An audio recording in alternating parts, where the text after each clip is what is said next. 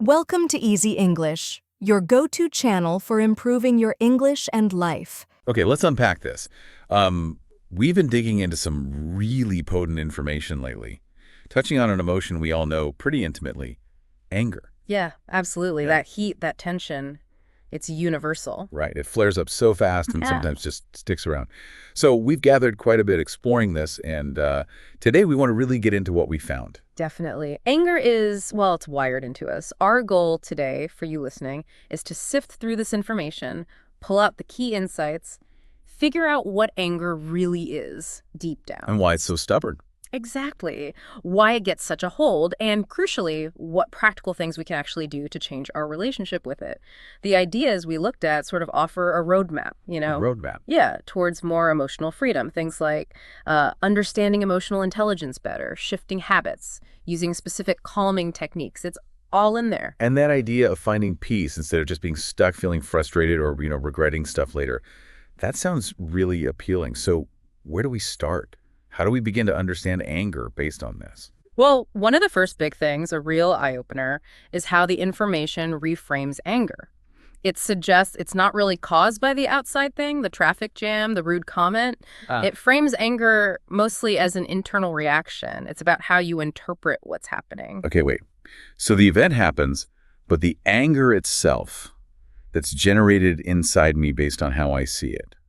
So what is anger then, if it's not just my response to a problem out there? Good question. It describes anger as like a natural emotional response, fundamentally designed for protection.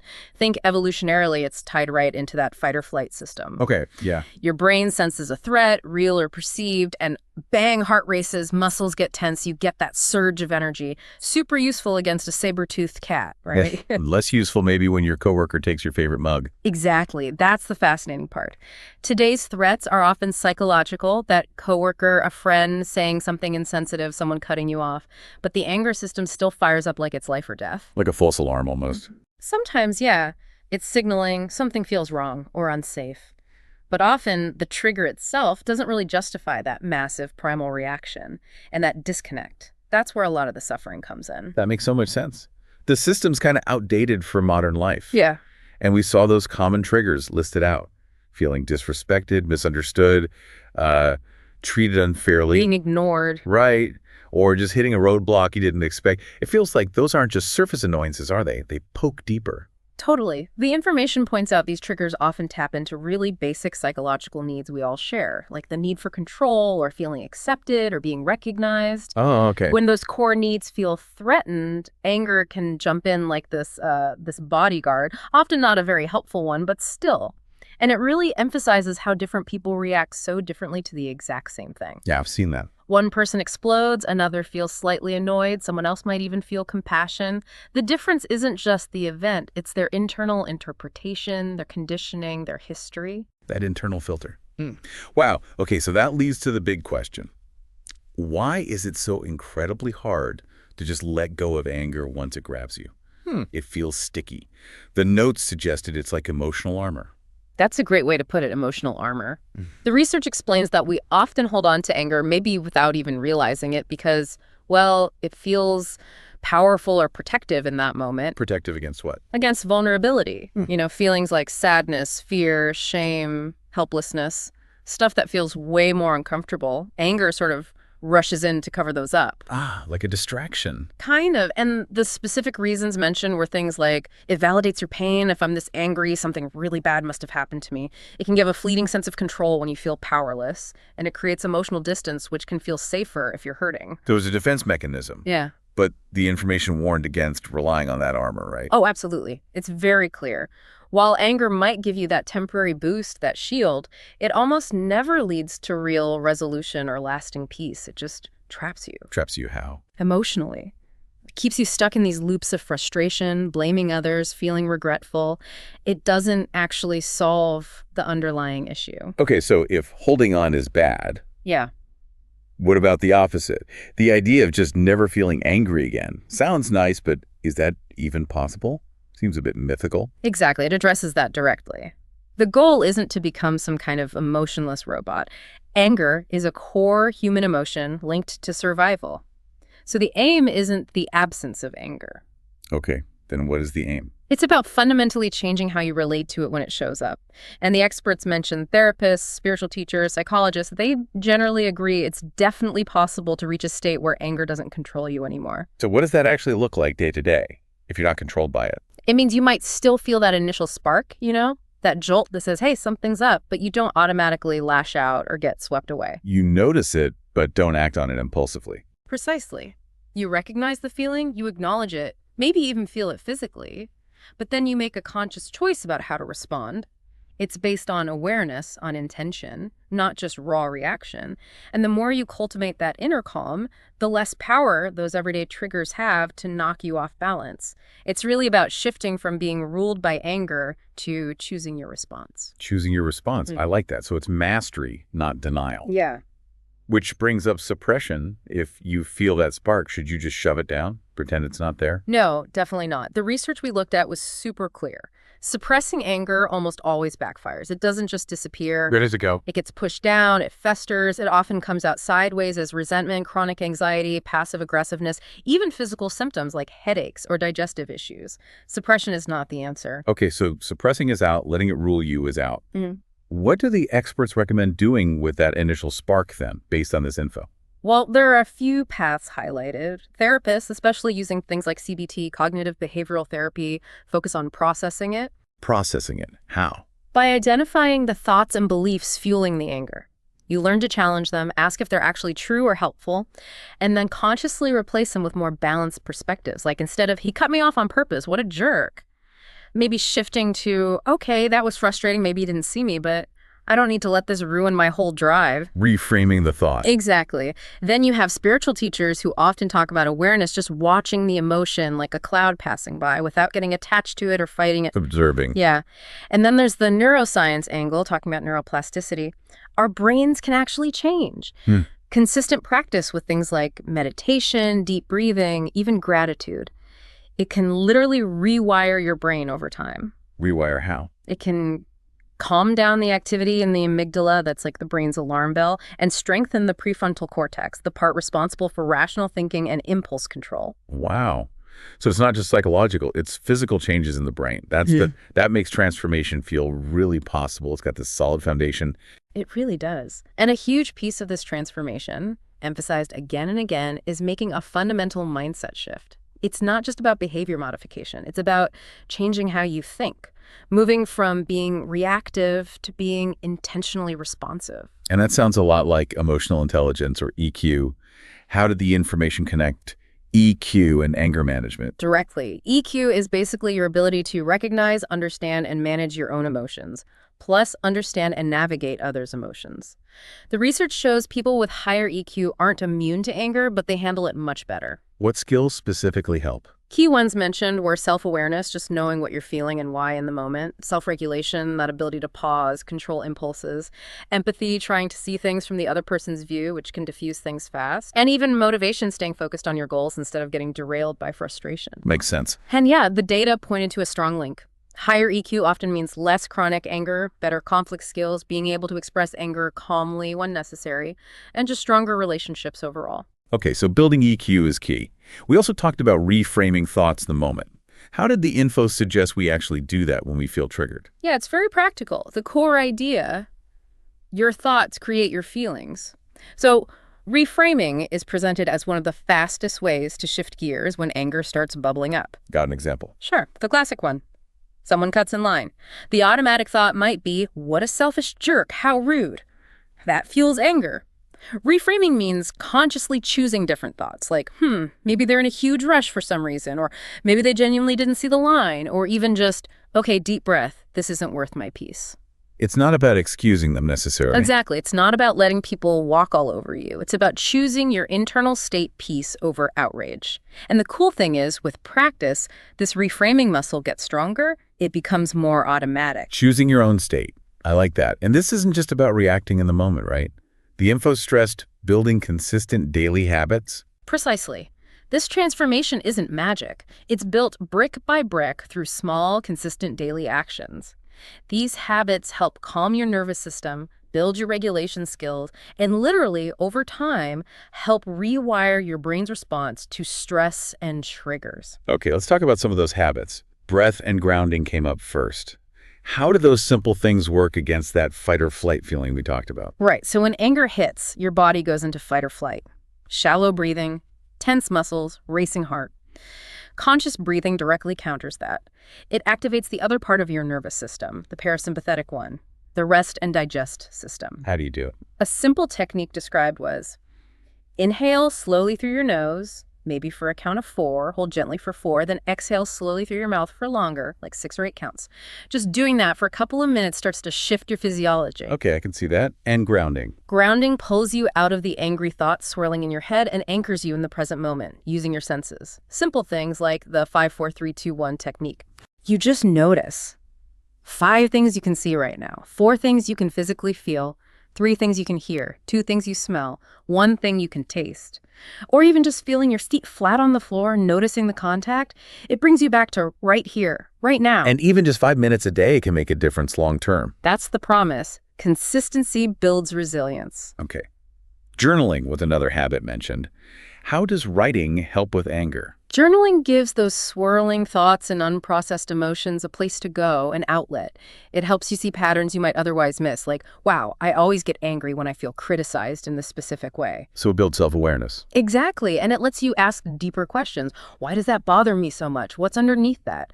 It helps turn that reactive energy into a reflective insight. A specific prompt suggested was, what happened today that triggered anger, and what underlying belief or need did it touch? Getting to the root. Yeah. And there was that interesting bonus tip. Try writing a letter to your anger. Acknowledge it. Maybe thank it for trying to protect you. And then consciously state how you want to handle things differently now. That's a fascinating exercise. Yeah. The material also mentioned really basic physical stuff. Nutrition, sleep, exercise. Do those really affect our emotional stability that much? Oh, absolutely. It's all connected. Brain chemistry is huge. Nutrition-wise, things like omega-3s seem to help mood regulation. Avoiding too much caffeine or sugar is good, as those can increase irritability. Complex carbs help stabilize blood sugar, preventing those hangry moments. Okay, food matters. What about sleep? Critical. Lack of sleep messes with your prefrontal cortex, the rational thinking, impulse control part. When you're sleep deprived, you're just much more emotionally reactive. Anger flares up more easily and intensely. Aiming for that 7-9 hours makes a real difference. And exercise. Exercise is like hitting a reset button. Even 20-30 minutes releases endorphins, which boost mood. It helps discharge all that physical tension anger builds up. It's a great way to just burn off that agitated energy. So it's a whole package, mind and body. And the key takeaways seem to be consistency, right? Not perfection. Exactly. It's not about never messing up. It's like building physical muscle. You don't get strong from one workout. It's the small, consistent efforts over time that build emotional resilience. To make this really hit home, the information included some powerful real-life stories, examples of people who actually overcame chronic anger. That provides a lot of hope, I think. It really does. These stories show it's not just theory. People genuinely make these transformations. Let's talk about Jason, the ex-MMA fighter. His life sounded like it was just fueled by rage. Yeah, Jason, 34. Professional fighter. And that aggression wasn't just in the ring. It spilled into everything. Constantly on edge, explosive temper with family, strangers. His turning point was a big outburst that cost him a really important relationship. He finally saw the damage, not just broken trust, but his own health suffer too. Insomnia, high blood pressure, constant anxiety. So what did he do? How did he change? It was a multi-pronged approach. He started CBT to dig into the beliefs driving the anger. He joined a mindfulness meditation group, huge for learning to just observe emotions. And he built a solid daily routine. Breath work every morning, journaling, practicing gratitude. And it worked. Profoundly, according to this story. Within about a year, his family described it like living with a completely different person. Now he teaches youth boxing, but the focus is totally different. Discipline, self-control, emotional strength. Not just aggression. Wow, that's a total 180. Then there was Elena, the executive and mom. Right, Elena, 41. High-pressure job, 2 kids, constant stress. She described herself as always irritated, snapping at her kids, yelling in traffic, firing off angry emails she instantly regretted. What was her turning point? Surprisingly simple. Out of sheer desperation, she tried a 10-minute morning meditation app. She was skeptical, but stuck with it. After just a couple of weeks, she noticed these little pauses appearing before she'd normally react, just a beat.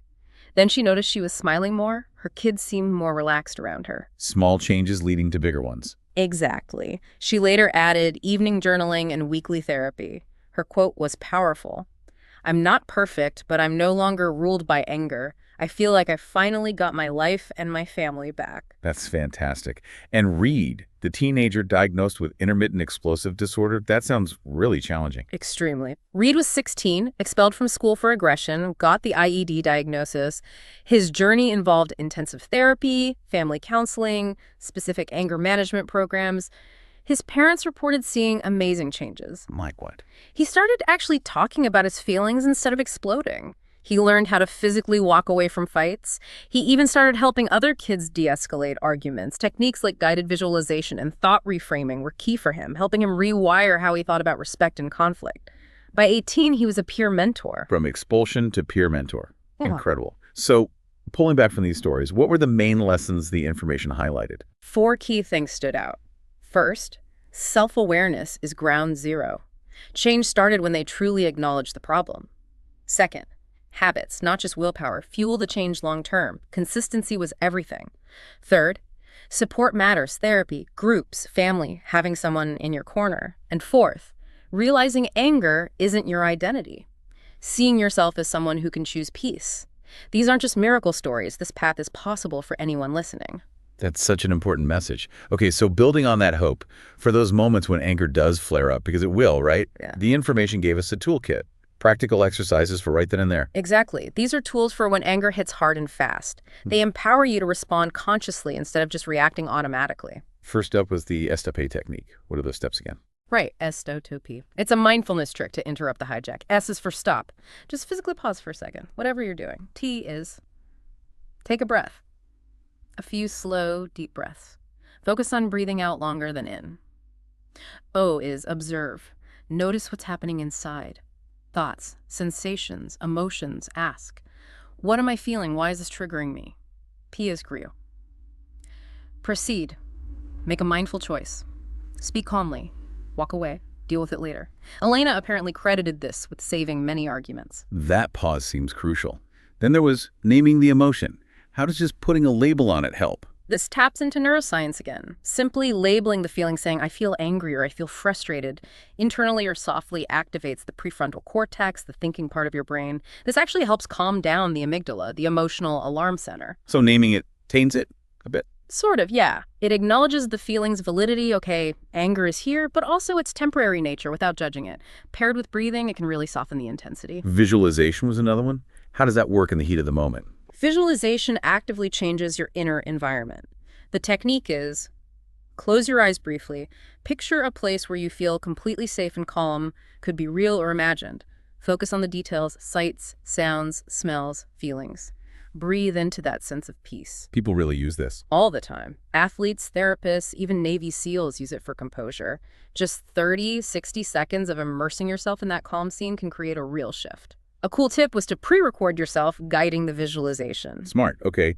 The 90-second rule. Who came up with that and what's the idea? That's from Dr. Jill Bolt-Taylor, a brain scientist. Her insight is that the actual physiological rush of an emotion, the chemicals flooding your system, only lasts about 90 seconds if you don't refuel it with thoughts. So how do you practice it? When anger peaks, you basically decide, okay, for the next 90 seconds, I'm just going to let this wave move through me. You watch the clock, breathe, and observe the raw physical sensations without getting caught up in the story about why you're angry. After 90 seconds, the chemical surge is mostly past and you can think more clearly. It teaches you that you are the space containing the emotion, not the emotion itself. Wow, that perspective shift. Profound. Lastly, anchoring techniques. How do those create calm? Anchoring connects a physical sensation to a desired emotional state. You choose a calming word, peace, release, and a simple gesture, like pressing thumb and index finger. You practice pairing these when you're already calm, repeat the word and gesture together. Over time, your brain links them. So later, when you're angry. Exactly. You do the gesture, think the word, and it helps trigger that learned calm response. It becomes a psychological shortcut back to center. These tools feel really empowering, like building trust in yourself. The info said it's not suppression, but alchemizing into wisdom. Yeah, transforming that raw energy into understanding and conscious choice. Okay, the information also tackled some frequently asked questions, things people often wonder about anger. Let's hit a few. First, can meditation genuinely make you less angry? Yes, the research consistently supports it. Meditation trains your brain to observe without reacting. It strengthens that prefrontal cortex, weakens the amygdala's hold. Even 10 minutes daily shows benefits over time. What about justified anger, if someone really treated you unfairly? It acknowledges that feeling angry in those situations is normal. It's valid. The key isn't denying it, but channeling it constructively. Ask yourself, what is this anger signaling? What needs aren't being met? And can I express this assertively and calmly? It becomes unhealthy if it turns destructive or into resentment. Setting boundaries and clear communication are key. Is suppressing anger definitely unhealthy then? Yes, strongly emphasized. It builds up, comes out sideways, passive aggression, anxiety, physical issues. The focus should always be on awareness and processing, journaling, therapy, SWP method, not burying it. What if one specific person consistently triggers your anger? That requires reflection. Is it solely their behavior or also your expectations or triggers? Assertive communication is important. Setting firm boundaries is crucial. And sometimes emotional detachment is necessary, realizing you can't change them, so you choose peace by disengaging. Ultimately, your peace is your responsibility. That's a tough one, but important. How long does this whole process take, getting anger under control? Realistically, it varies hugely. Depends on your background, your triggers, how consistently you practice. Some see shifts in weeks with smaller things. Deeper patterns take longer, maybe months or years, often with support. It's like fitness, a continuous practice. And finally, are there actual medications specifically for anger? No single anger pill. But if anger is linked to an underlying condition like bipolar disorder, PTSD, or depression, medication for that condition might be prescribed, potentially reducing the anger symptoms too. It's always part of a bigger plan with therapy and lifestyle changes and needs professional medical advice. Okay, so as we wrap this up, the big picture from all this information seems to be anger is universal, totally human, but it absolutely does not have to run your life. Exactly. The path forward involves understanding its roots within you, committing to those small daily habits that build resilience, and having practical tools ready for when you get triggered. It really drives home that shift from being reactive, just caught in the storm, to being intentionally responsive, choosing how you want to be. And that possibility of peace becoming your new normal, where those old triggers just don't have the same power. That's real, and it's achievable through these practices. So maybe the final thought for you listening is this. If your interpretation of events fuels anger, what interpretation of yourself or the world could you start practicing today that begins to rewrite that relationship? You really do have the power to change it.